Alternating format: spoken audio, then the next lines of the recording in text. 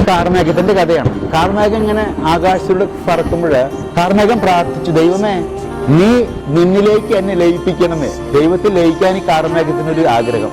കുറച്ചു നേരം കഴിഞ്ഞപ്പോഴേക്കും തല്ലിത്തൊഴിച്ചൊരു മഴ. ഈ കാർമേഘം നേരെ വന്ന് പാടത്ത് ചെളിയിൽ വന്ന് വീണു. തിരിഞ്ഞു നോക്കി, നീ എന്ത് പണി കാണിച്ച്? ഞാൻ നിന്നോടെ കൂടി ലയിക്കാനായിട്ട് ആഗ്രഹം, നീ എന്നെ അവിടെ തള്ളി ചെളിയിലേക്ക് താഴെ ഇട്ടു. കുറച്ച് കഴിയുമ്പോൾ വീണ്ടും തല്ലിത്തൊഴിച്ചൊരു മഴ.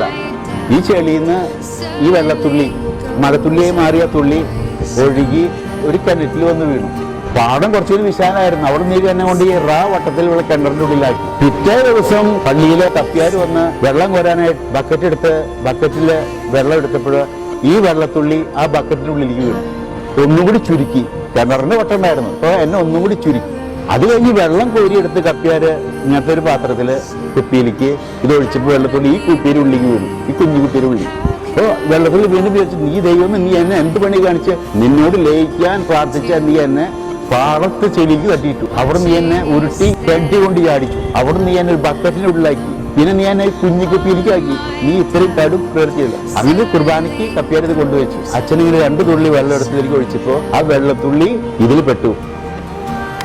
കുർബാനയിൽ കുദാശവൻ ചൊല്ലിക്കഴിഞ്ഞ് ഭൂകാഷണ പ്രാർത്ഥന കഴിഞ്ഞപ്പോ ഈ വെള്ളത്തുള്ളി വീഞ്ഞിനോട് ചേർന്ന് ഇതാ കർത്താവിന്റെ തിരുരക്തമായി മാറി.